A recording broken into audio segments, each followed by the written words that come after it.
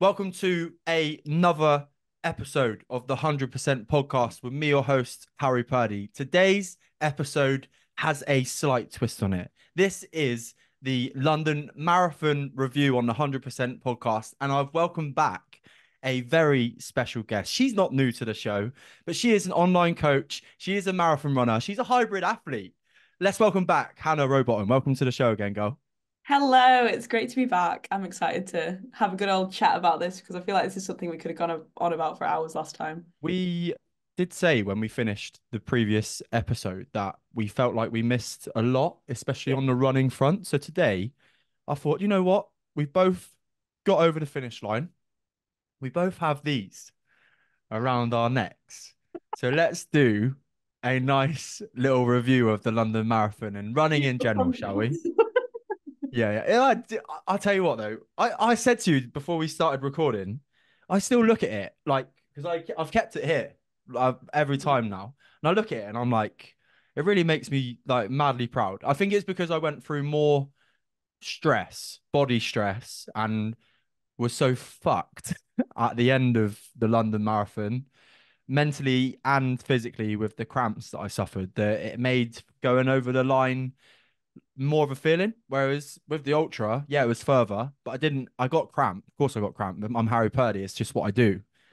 But when I did the ultra, I did finish it quite strongly. Whereas I did not finish that London Marathon strongly. I crossed the line almost crawling. How did you? What was the finish like for you? I was ready to finish, I can't lie, but I was shocked at how much I enjoyed it in terms of like it wasn't until maybe 34K that I felt like it was getting hard. Um, What's that in miles?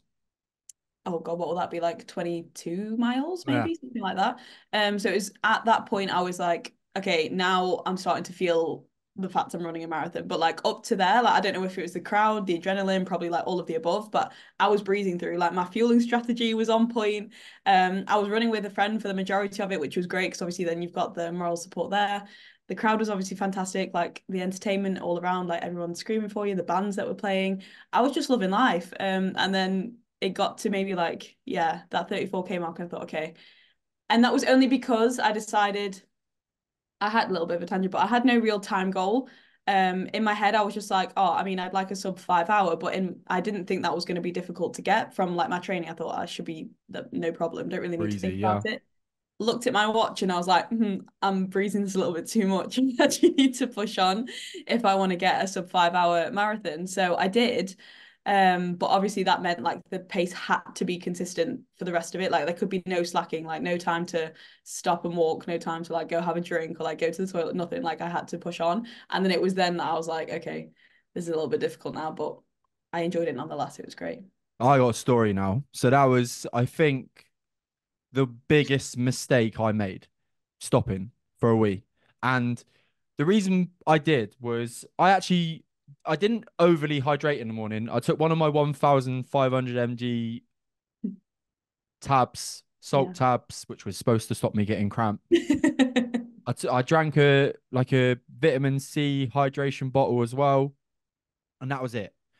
But before we started, I had two wees whilst I was waiting at wherever the start point, Blackheath. And as we got called to the start point, I was in wave 15. So it was a long wait. And I was obviously quite far back in the field compared to other people. As we crossed that start point, in terms of waiting in that 10 that you get kept in, I was like, fuck. I literally felt another wee brewing. I was like, normally I get that feeling during a run and I can like just go in a hedge, right, where I live. Like there's nobody around, it's easy. But obviously here I was like, I can hold it till I really need to go. And that point where I was like, this is silly, I think I'm gonna piss myself, was mile 21. And I was like, fine. I give in. I went for a wee. And as you probably saw all the way, or everybody who's done it will know that at the start, there's no queues to the toilets, really. The further in you get, everybody's done the same thing. They're holding on to that wee that they need to go for, whatever it was. And this is what turned out for me. I was waiting outside these cubicles for like what felt like fucking forever because I just wanted to get go like carry back on with the run. but did seem like a long time. It was at least 5 minutes, which of course is a long time for Yeah. waiting in a marathon.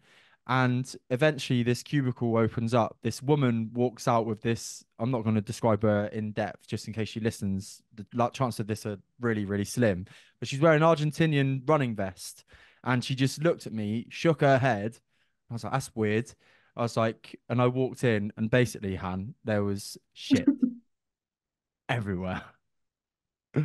No. So double tangent here was I was like, well, I'm not waiting even longer for another cubicle, Yeah. but I swear how I didn't throw like how I kept the gels and whatever I'd consumed down in my stomach because I walked in and it was obviously a warm day as well. Yeah. It was like a fucking hot box of shit smell and it was horrendous. But from that moment, everything was downhill. Like from my stomach felt like I felt like my stomach had turned a little bit Mhm. from being in that environment of a pooey box. Basically, I got my wee out, but it almost made me feel worse where I'd been holding on to it for too long. And then, literally half a mile down the road, the cramps started. It started in my hamstring, then it went to my calves, and then it went to my hip flexors. And when it hit my hip flexors, it was game over. Mhm. I think cramp is like one of those things. The second you start to feel it, you're like, oh, fuck, fuck, fuck. Like, Mm. no, because It it's is a that is exactly the like probably. In fact, you've probably just quoted me. Fuck, fuck, fuck, fuck. because you can like you can take salt and you can obviously take your carbs and you can drink your water, but sometimes it gets to a point and it's like it's not enough, like it's too late.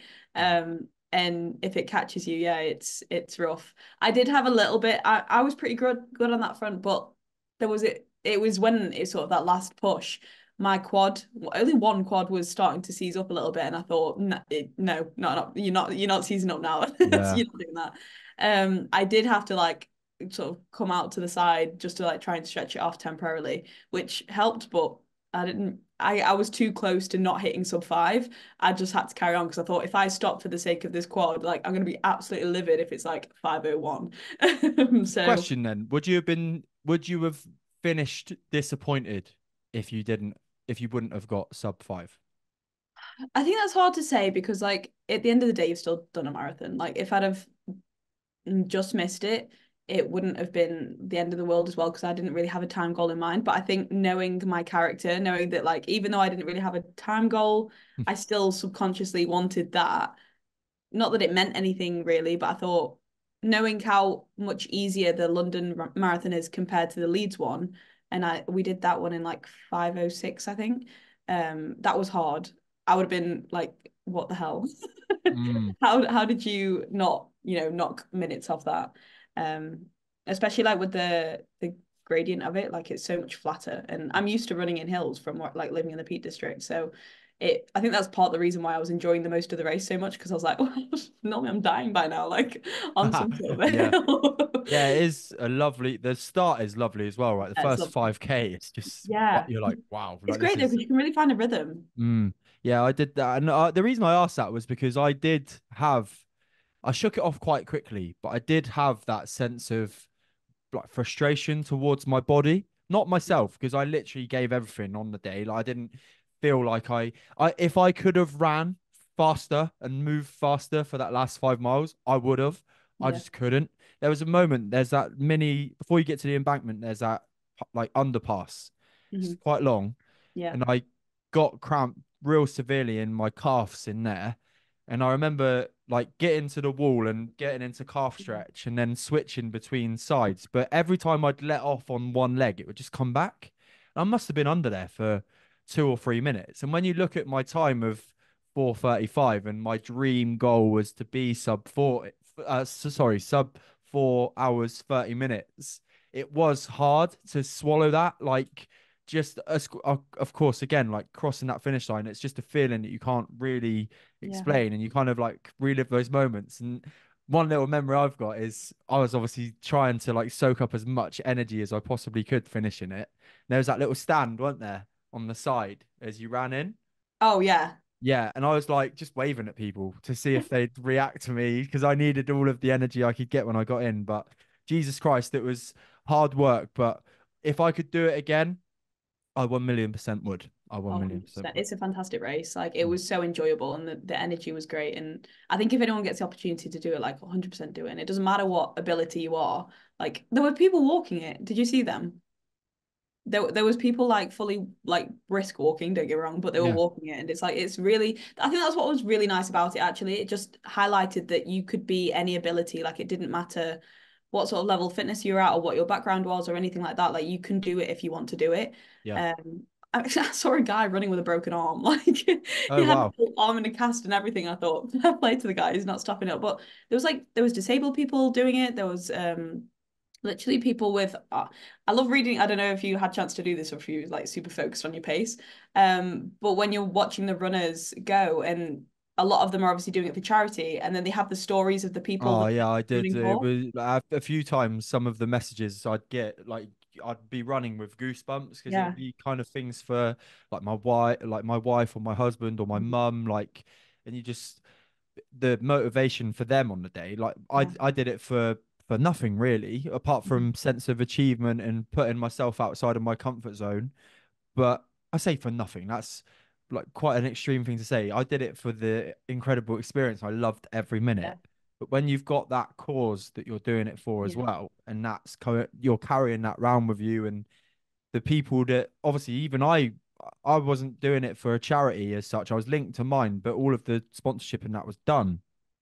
But when you've raised all that money and people on the side are seeing that you're doing it for that cause, their encouragement for those kind of people is unbelievable, and it's a real special thing to see.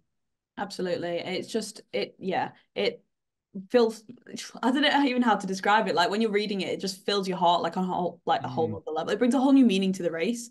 And I think especially if you're lacking motivation at any point, like all you need to do is just read someone's story or read someone's t-shirt, see their why, and it motivates you, even though you could have no connection with that person whatsoever. But you feel so driven to keep going because you see why they're doing it, and you're like, this is why we're all here. Like we all have that common underlying reason to be doing what we're doing. And whether it's for yourself, whether it's for a loved one, whether it's for a charity, like whatever. It's so much deeper than just a run. million Um, percent. yeah, which I love. Great point. What was your memorable moment? What was your magic moment from if you was to choose one? That's really hard. Yeah, it's for you because I know that you'd want to give me like three. My most memorable of the race. Yeah. Okay. Oh God, most memorable moment. I should have predicted you'd ask me something like that. Um, I think there was a part where I saw. Actually, you know what? It could be right at the end. Because we had some friends who came to watch. My coach actually came to watch as well with some of his other clients, which was really nice and it was a nice surprise. But he and some of our other friends managed to see us at the finish line. And I think because that was where I was struggling so much, sort of when you were coming up to the finish line, you had to go around that big bend Mm, before you hit that like home straight. I saw them on the corner and you saw how many people were there and it was just I didn't expect to see them at all, but I heard my name somehow and saw them waving. And I think just seeing them there was so uplifting because they were screaming so loud and they were cheering. So it was just so amazing. like it was exactly what I needed at that point to get me going. So I think that was probably the most wholesome or like memorable point as well because it was low key. I was like digging deep there for everything I had to give. Yeah, I resonate with you so much there. I don't know how I managed to run over the finish line, if I'm honest with you. I don't know how I Like summoned struck you. something to just get like I managed to not get cramp for all of about 60 seconds, and I managed to run from that start of the stand to the end. I was running a bit weirdly, probably, but probably looked like I'd shit myself. Honestly, though, like anyone listening, it's such a common thing. Touch wood, I'm so blessed to have never experienced that. But like when you say you go into the toilets, that's why it's a risky game going into toilets on any sort of running race at the end of the race. Just if you can, don't do it. It's Well, like yeah, when I obviously I wasn't to know that I'd gone into like 400%. Didn't pick that. Yeah, didn't pick that one on purpose, but Jesus Christ, From experience, won't happen that was again. not my magical moment. So the idea of this anyway today was that we were going to ask each other questions that we wanted to know about each other's experience. So I'm going to go in with another one and then I'll pass because I know you like to be an interviewer as well, right? So what was your this is a roundup. What was your post race meal? What was the thing that you celebrated with? Oh, I had a massive pizza. Massive pizza. What was on the Yeah. pizza? I think it was like a pepperoni with like chili honey. Have you been to Pizza Pilgrims in London? You should go there. It was really good. Was it Yeah. I amazing? almost didn't even order because I was so like disorientated at that point. I was like, what's going on? And I also had to go collect my bags because I'd left my bags at my friend's hotel and I had to collect them because I was then getting a train straight to Cambridge to go Oh see a friend yeah. straight after. Yeah, you went fucking hiking. Yeah, Like then I went to Barcelona. I couldn't walk for 72 hours. Honestly. Yeah. 72 hours, Harry. I was up a mountain. Yeah. All right. That was a Jesus. regret. That was Yeah, no, no. The view was worth it, but it was painful. I bet. Um, yeah, my shins weren't loving life there. Um, but yeah, it was a pizza. It was good. It was good. What about you? What food? I got back, so I stayed at my uncle's Yeah. in Surrey, and I got back, and they'd done me the most fantastic lamb roast dinner. Oh, that's It so was yeah. insane. Mint sauce, roast potatoes, proper gravy, veg. It was lush, and I got what did I have for dessert? There was definitely a dessert. I'm not doing Linda any dis. I'm doing her a disservice here, 'cause I can't remember what dessert it was, but it was amazing. I can't remember what it was, Whatever it but it was was. amazing. Yeah, whatever it I get was, that. it Bit was fucking delusional. fantastic. Linda, thank you so much. It's all, it was that good. You can Yeah, I've pretend. forgotten. Anyway, your prep questions. What have you brought? My prep questions. They're right, okay. The first one was kind of what you asked me is like, what did you enjoy most about the whole experience? Now, whether that's like training or the race, or what did you enjoy most about it? Great question. What did I enjoy most about it was the whole atmosphere on the day. People say that the London Marathon is the best marathon to do in the world. It's why there's a ridiculous waiting list, ridiculous sign up, all of these kind of things. When you do it, you run round and you're like, this I is get it. why. I've, Yeah. for me, the moment where I soaked it up the most was going over Tower Bridge. Mm, It was unreal. Like yeah. you come around a right bend anyway, and it's in front of you, and it's obviously iconic. Blue towers, blue and white, perfect colours for me being a Chelsea fan as well, being in London. Then you like run across it, and it seriously was a wall of just noise. And again, I must have had goosebumps 5, 6 times during that whole thing. Over there, they just were like on my neck. I could just feel them raised. So that was what I loved most about it for sure. Yeah, just the whole all the way around. Steel drums on one corner, brass band on another, some like reggae music playing on a street in the next minute. Yeah, I think that Oh was my God, that street. I know exactly what street you're talking about. That was great. I love yeah, that. yeah, it Yeah. was really cool. Um, we'll rotate, but like, there's no Yeah. real structure to this. What did you nail in your training regime, and what would you do differently in your training regime next time? I've got that question for you, so I'm gonna have to change that. All right. My trade. So I obviously found out that I could do the marathon in February. So Oh, you I only started had like later than me then. yeah, it was like a 16 week-ish training plan, which is it was doable. I did it. Um, wasn't something I would have ideally liked to do because I think I would say from experience, or at least from what I've read, like 16 weeks is more if you're a slightly more intermediate to advanced runner. I would not describe myself as that. Whilst I've done like a marathon before, I still wouldn't. It was something that I didn't maintain to the level I needed to if I wanted to pivot that quickly. I think before that I'd not really done anything above a 10K. And I was very much focusing on shorter distances because I wanted to improve my 5K and my 10K time. So that was my focus at the time. So obviously I had to build the mileage up quite quickly.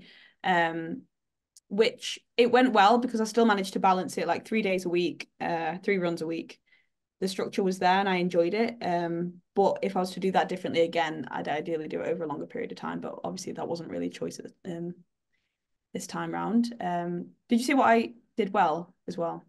It sounded like you nailed your structure, which is good. Yeah, yeah, I guess that was probably How fitting really important well. was that to you?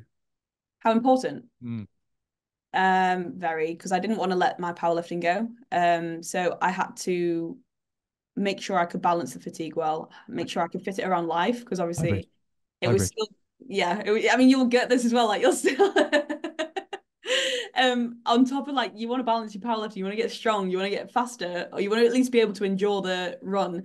But also like from a work life perspective, I was sort of just getting into the depths of building online coaching. So I was also going through like a little bit of an influx of clients, which was great, but it just meant I was busy. Mm. So I had to make sure I was on it with everything, as well as like recovering well, so I could show up and not have any delays or like issues in between.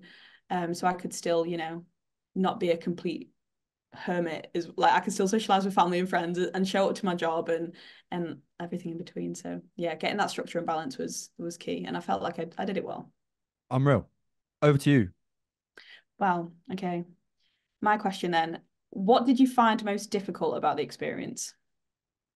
I thought you might ask me this, and the obvious answer is cramp, right? Yeah. But there's another one. Because I started in, so when I got the nod to say that I'd been accepted to run for Buxton and Mind, I was still recovering really from an accident I had when before Christmas. I fucked my tendons basically in my foot. Okay. So I knew I'd get round the marathon, even if I walked some of it, right? But didn't know what time. So I guessed 5.5 hours. That Hmm. was my guess.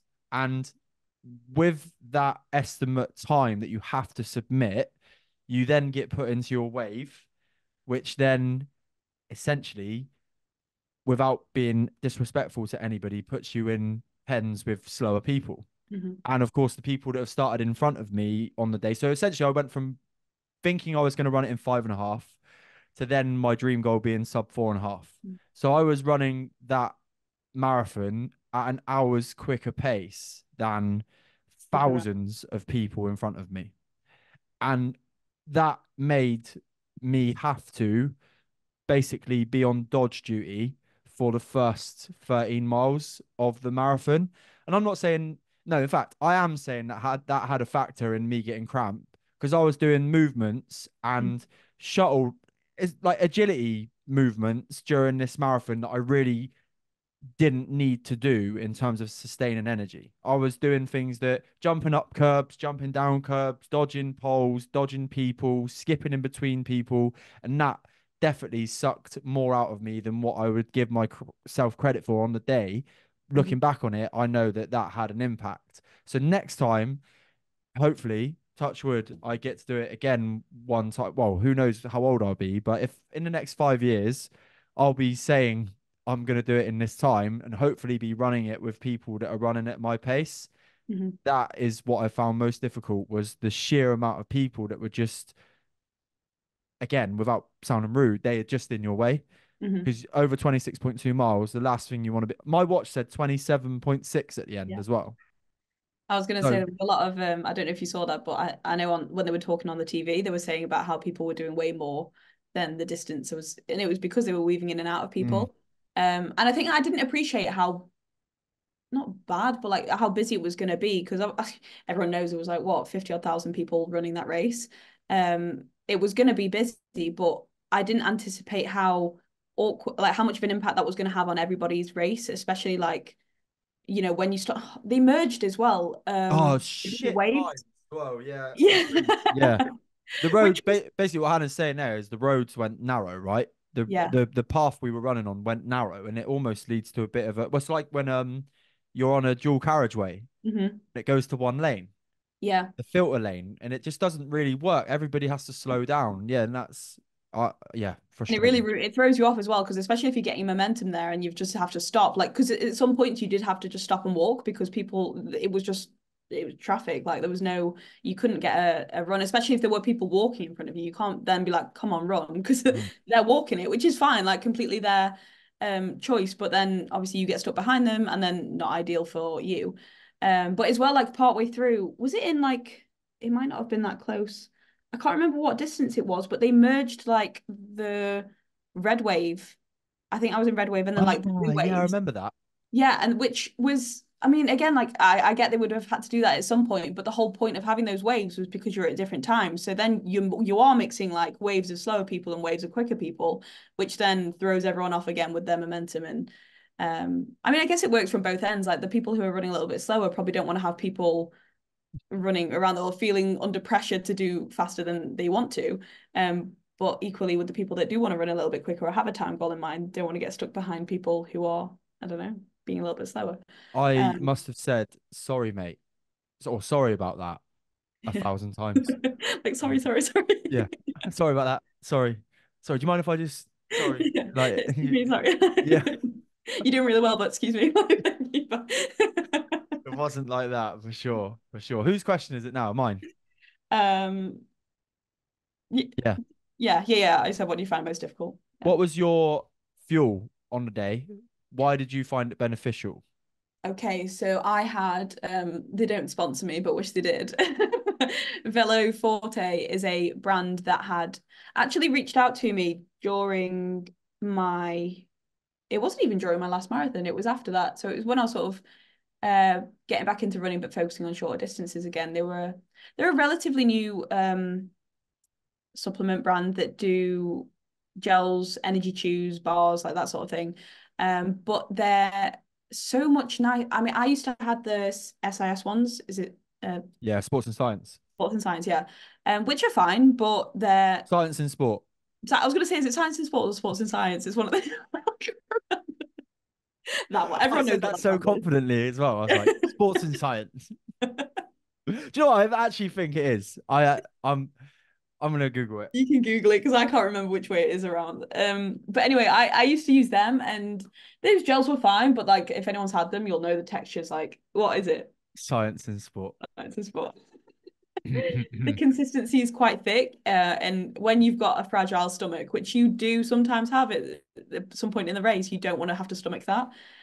Whereas these ones are a lot more natural, they're lighter, and they're actually lower volume as well, so you don't have to like worry about having as much. But I had quite a few of those. I think I had 8 altogether, and I alternated between caffeinated ones and non-caffeinated. Also had a couple of packs of their energy chews. Um, and he also had some Percy Pig sweets. Big up M&S. You'd like them to like, wouldn't that be good to be sponsored by Percy Pig? Dude, my life would be made. Would that be your dream sponsor? Percy Pig. Yeah, That would be unreal. amazing. So yeah, I think what did you know? So I don't think they're, in my opinion, of course they benefit you, but you don't have the tube and you're like, wait, like it's weird, isn't it? It's one of those natural processes that you don't. Did you feel the benefit of the caffeine? Because I didn't have any. Well, I didn't really drop, so I would say yes. Ooh. Because I think last time there was definitely, well, I want to say last time, like the last marathon I did, it was harder because you can't really compare the two because the route was completely different. Like the terrain was different. It was also way hotter on the other one. So I was bound to find my first one harder. But there was definitely points where I was flagging a lot more or like really struggling. Whereas this time I literally felt my energy didn't crash at any point. Like it was very consistent and I felt mentally good. And I think, when your morale is high all the time, like that's a good sign to know that you're fueling as well. I obviously didn't really get any cramp. I wasn't really struggling only to the last bit, which you expect because your training only takes you so far. And then Mm, after that, it's like a mindset thing. 100%. So yeah, love it. I recommend caffeine. Your next one? Okay. Would you do another? Oh, fuck me. Yeah. Like it's really weird, isn't it? I think it's a really strange, it gives you a bizarre feeling running long distance in general, even from the half marathons up to, of course, like they are different. There's no way you can really compare them, but I think it's the buzz of you train, you do, you complete. And because unless you're a super runner athlete that's built for running, every long distance like a marathon, everyone's going to feel tough in my opinion, because you're going to be pushing yourself every time. You're going to be wanting to beat your time every time, and at the end of the finish line, of course, you've completed 26.2 miles, which is going to have taken you outside your comfort zone, built some resilience. You're going to have fought against your own thinking, and when you've done that, it just makes you want to do it again. Even when you saw the videos of me, I was walking backwards downstairs. I could barely put any weight through my calves for the first two 1.5 days. I was in severe pain land. Like, I was really sore. I couldn't lift my where I had the hip flexor cramp as well on this Monday morning. My right leg would move, like I could pick my right leg up off of the bed, but my left leg, like the hip, just wouldn't activate. So I looked like a proper plonker for 24 hours. But even though you go through all that, there's that thing in your head, especially for me, getting that cramp. I need to find a cure. It's not like there's a need and a want for it. I want somebody to give me the genuine scientific, here's what you need to do, mate, to stop this from happening in the future. And obviously I've gone like Precision Hydration, they're great. I'm not gonna bad like mouth the company, but I only got an online consultation with them. If I was to go down to there and pay for a specialist to, it sounds a bit gross, but proper sweat test me and tell me what I was losing per milliliter of my sweat, I'd then be able to replace it properly. At the moment, I'm just replacing sodium. That's what I'm replacing. Plus, obviously, carbs with gels and stuff. There's, I think there's 4 or 5 different electrolytes. Like, Yeah. Yeah, you've got so potassium chloride, sodium. Um, magnesium's one as well. And obviously, if I'm losing a high concentration of one of them, that's going to be the reason why I'm getting cramp, not on the sodium front, which I guess is what most people have, right? Most people lose sodium, whereas obviously I'm a bit different. I'm built a bit different. I'm built bigger. I sweat like fuck. There's something else going out of me, and I'd love to solve that. So I did go around the houses there, but there's so many reasons why, yeah, sign me the fuck back up. Did you think that when you crossed the finish line? Yeah, I cried. I won't lie, I cried because I'd been in so much pain. Obviously where I said I crossed the finish line, I crossed the finish line running somehow, but when I stopped, everything just went, Seized "Wah." up. Yeah. Mm. And the guy was like, "You need to keep moving." I was like, "Right now, I fucking can't." Fuck off. Yeah. Have you just run a marathon? Yeah. He was like, I don't know how you feel, but my best advice is you stop moving. I was like, I've got cramp in my hip right now, mate, and I literally just need to bend over and just stand here a minute. So yeah, that was that. But oh, what about you? I'm sure you're gonna say yes too, right? Yeah, yeah, definitely. 100%. Don't know which one. I'd love to do London again. I think it's nice to have that benchmark now to know what you want to beat. And I think because I didn't really have a particular time goal in mind this time, I would love to have one next time just to push myself a little bit more. Because, I mean, to anyone listening, like a time goal's not that deep, it doesn't matter. But because I've now done two where I didn't really push for a time, it would be nice to just see what I was capable of, you know? Um, and I'm a bit competitive. I'm very competitive, so mentally it'd be a nice challenge for me.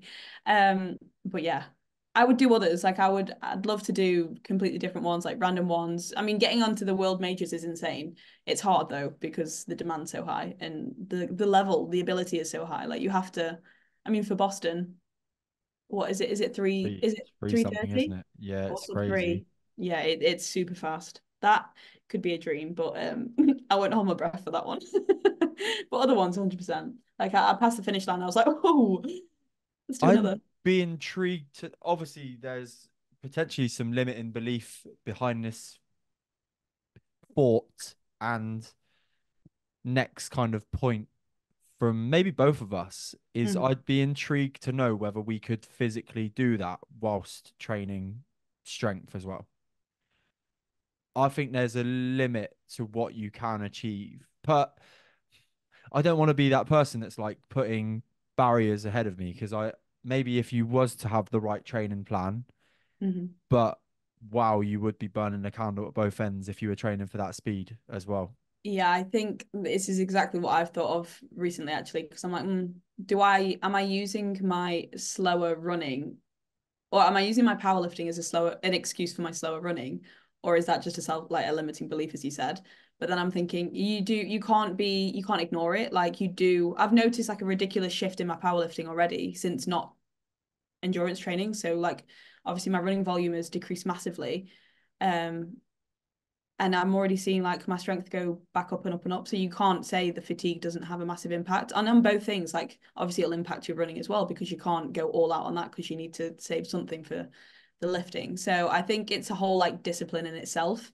And it would be really cool. I don't really know if you follow anyone, but I don't really see that many genuine hybrid athletes. Like I don't mean just people that strength train and run. I mean like genuine powerlifters and marathon runners, you know, the two that do both extremes excel. Like I want to see more of that in the industry because I think that's what's really it's something that I'm really interested in anyway. And It's it's definitely the popular yeah. wording at the minute. And you know me, we've spoke about this. I get a little bit embarrassed when people say, "Oh, you're definitely hybrid now" and whatnot. And it, believe it or not, it has been said.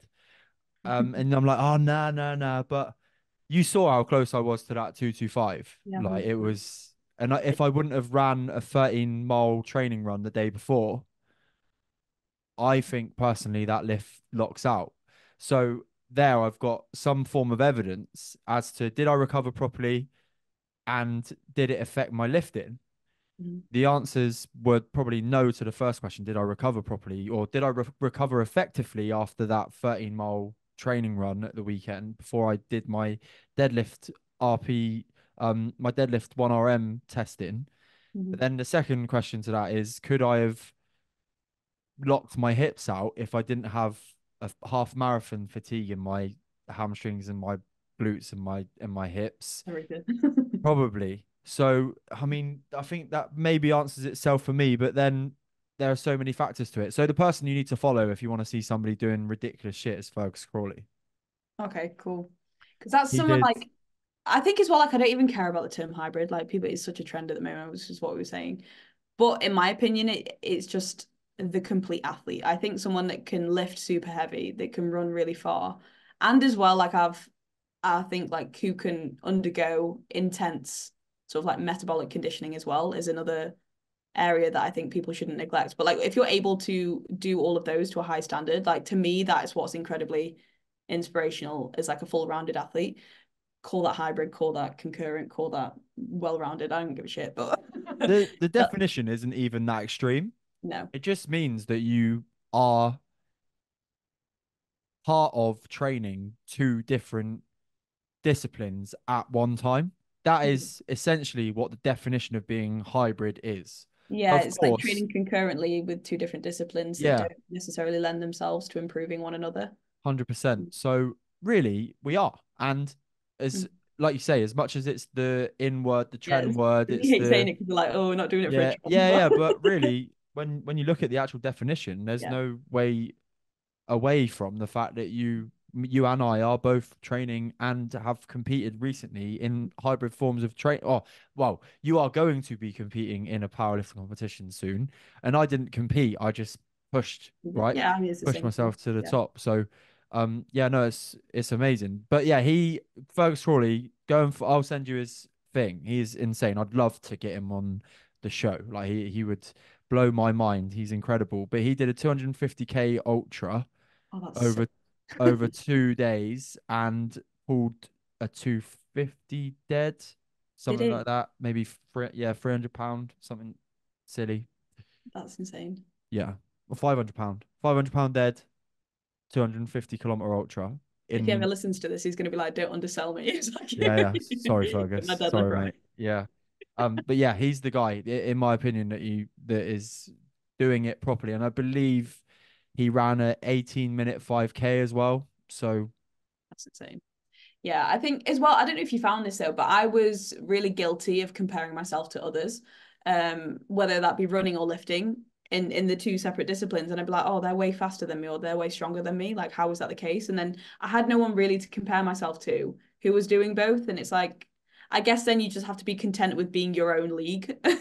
Like, how did you deal with it? That's a good question.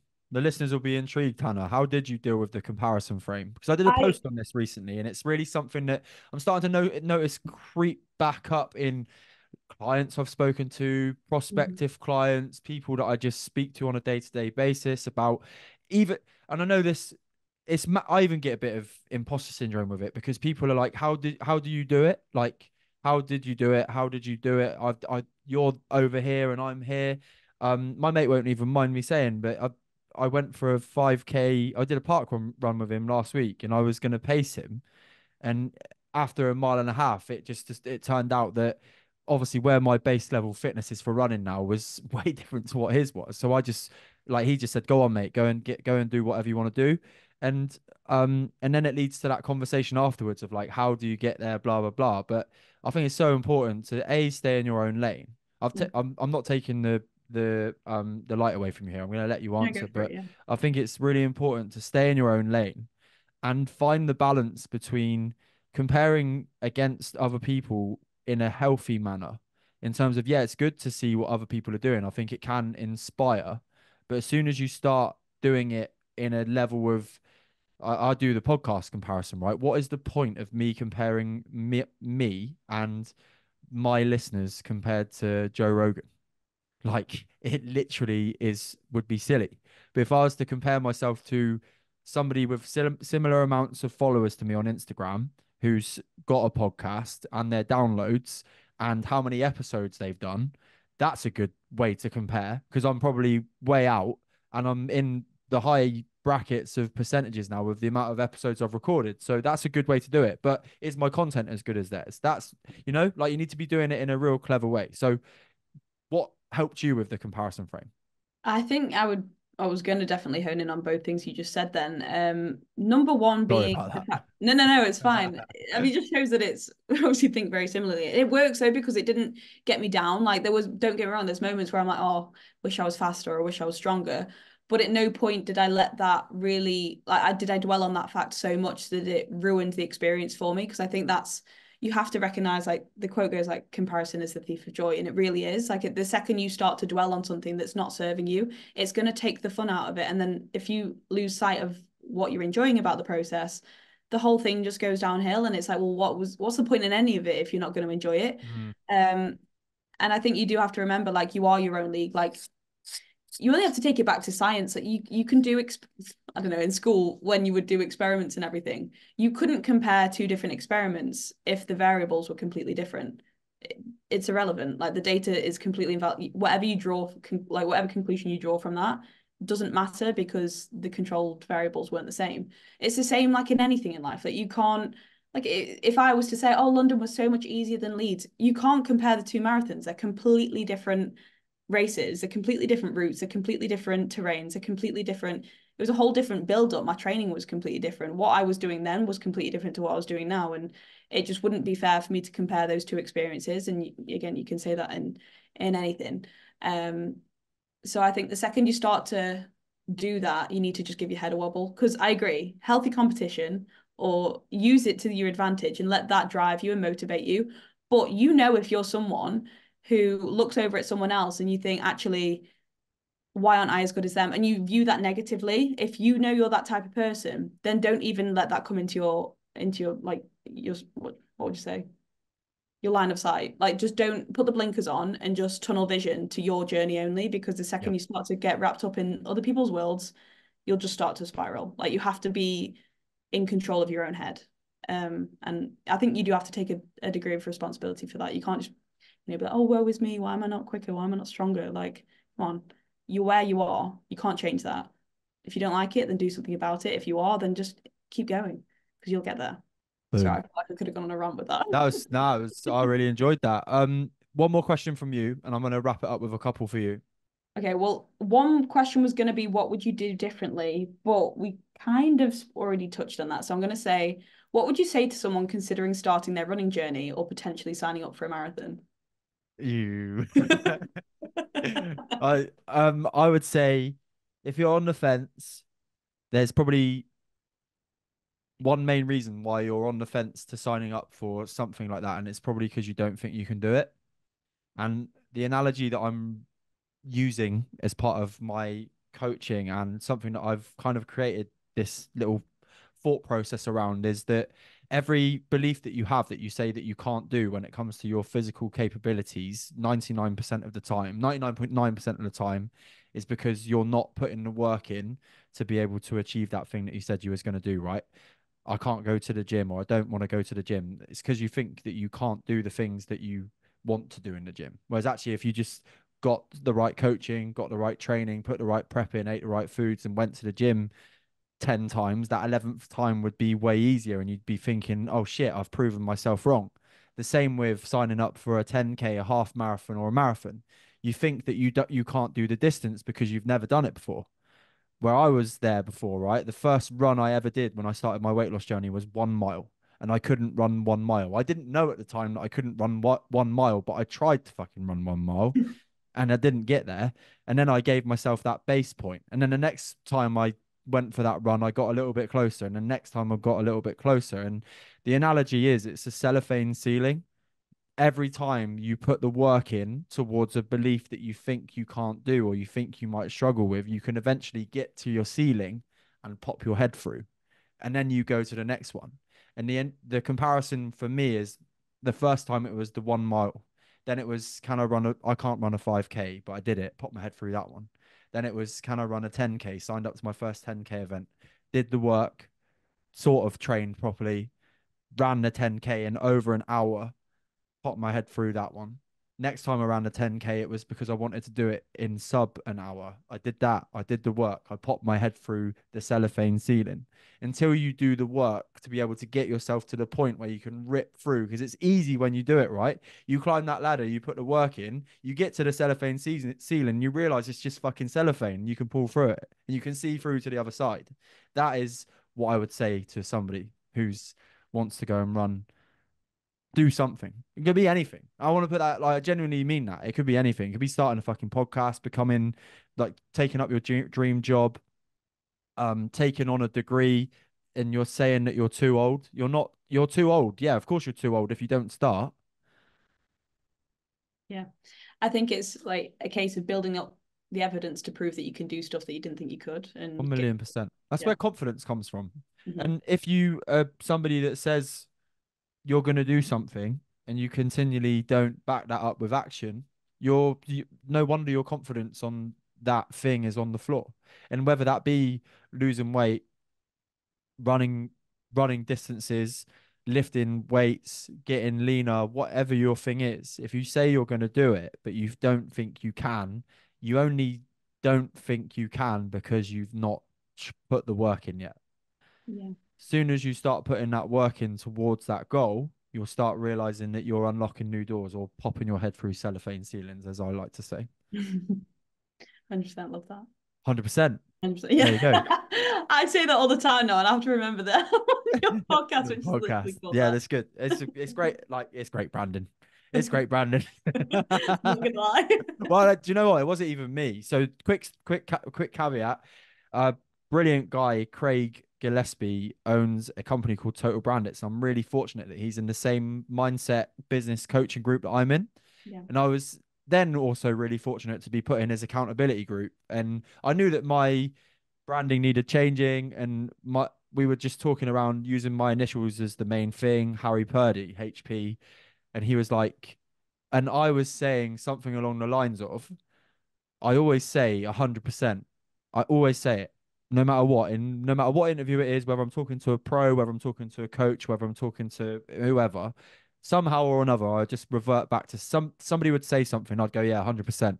So that I was like, that needs to stick. And then he was like, well, it's your initials. And I was like, fucking hell. Love that.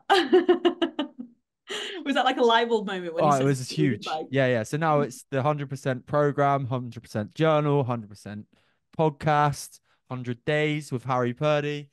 It's all there. It's all there. love it. Anyway, my question to you was, what would you say to somebody who is looking to start their own running journey themselves? But you've just asked me that. So I want you to describe what running's done for you, what progressions it's allowed for you, what it's unlocked for you, what has running brought to your life? Well, this carries on quite nicely from what we were just saying, really, because I first signed up for them. I first got into running, what, 2 years now ago, because I wanted I said to my, I hated it. I never did like, I could never really do above 5K, or I'd never had done it above 5K. And even when I did a 5K, it was like once every blue moon. So I was very much a beginner when I signed up for my first marathon, which some people call stupid, but here I am. Psychopathic is the word I keep getting as well. You must be a psycho. Yeah, I got that as well, but I enjoyed the process. And I said to myself, I was like, if I can do this, if I can get over, I didn't even, my goal wasn't even to not hate running, it was just to complete the marathon. But I thought if I can do that, I can do anything. Like I genuinely believe I can do anything because I hated running that much. So I did. But in the journey, I completely found a new love for running because I started from scratch and I wasn't constantly chasing a time. I wasn't constantly chasing a pace. I was literally just running for feel and just to improve on that, like to build on my very own journey. And I wasn't running with anyone, I wasn't running against anyone. So it was very much like learning to enjoy the sport for what it was. And then when you're in that, and then obviously you'll know, like when you're doing endurance training and you're running these like really long distances, like every week, you have so much time to be in your own head. And sometimes that can get really deep. Like, I'm not gonna lie, there's only so many songs and podcasts you can listen to distract you. Sometimes you are just quite literally left with your own thoughts. And the amount of self-reflection and deep thought I went into about myself and like what I wanted and what this meant to me.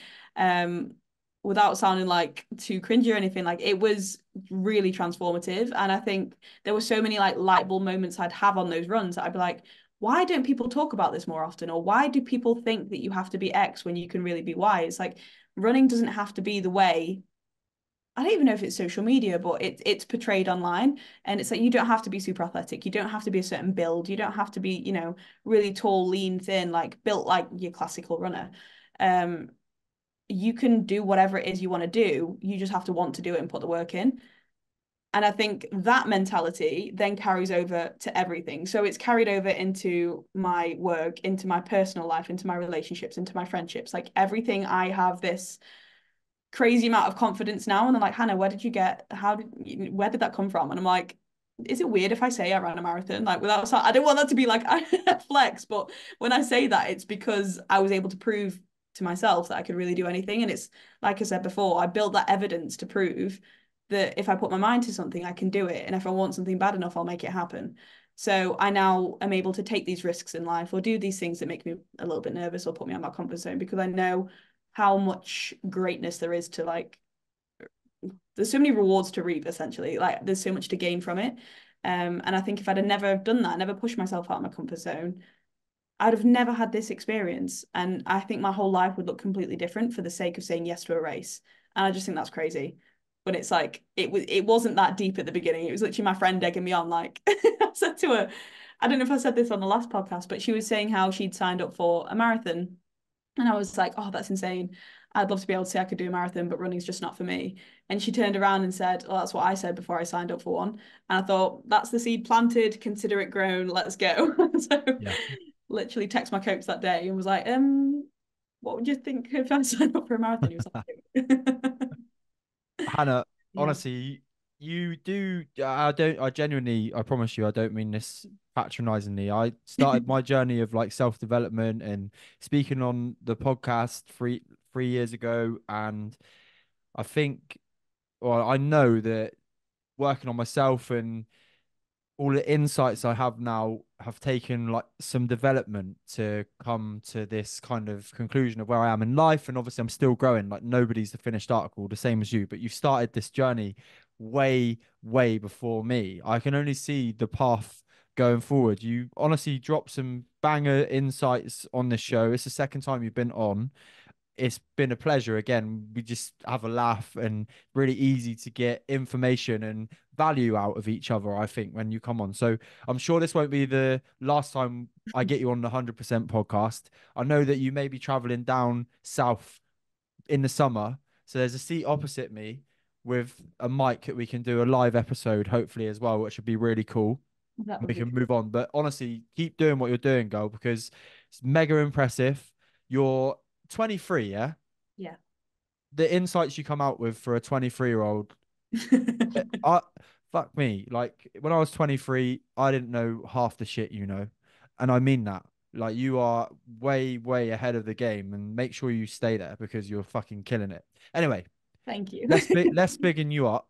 Um the final question for today is going to be hard for you. One word to describe the London Marathon. One word. Mm-hmm. Fucking hell, I couldn't even think of like one top memory that one word. Fulfilling. I Lush. think fulfilling. Yeah, Love it. Love it. that has Love to it. really Love it. embody Love it. everything from it. Amazing. Where can people come and find you if they want to come and find you to find out more about Hannah Rowbottom, or as I now So know you, Miss Vibey McViberson? yeah, that's my new nickname. So if you're not sick of me already after being on it twice in quite a short space of time, They uh, won't be telling you. I'm on Instagram at lifestyle.with.hannah. Lush. This has been the London Marathon special of the 100% podcast with me, your host, Harry Purdy, and today's returning guest, Hannah Rowbottom. If you have enjoyed today's episode and you've got some insights from me and Hannah on running, on our experience of the London Marathon, please go over to Apple Podcasts and Spotify and drop a 5-star review. It does go a long, long way to helping the show. And if you are watching on YouTube, it's nighttime, so I'm lit up like a fucking Christmas tree right now. And you have enjoyed the episode as well, drop the subscribe button, bang the like button, because honestly, this podcast will not stop. It's going to keep growing, and I need your help to do that. So do that for me. Last little one in the link description here. If you like what I talk about in terms of mindset, if you want to grow yourself, you want to become more motivated, you want to stop the procrastination, you want to just get a little bit more out of life, you can get my 14-day free journal in the description below. If you have any questions regarding it, just send me a DM, but click the link. Enjoy your free version of the 100% journal. And I'll see you here for a new episode every Friday. Take care.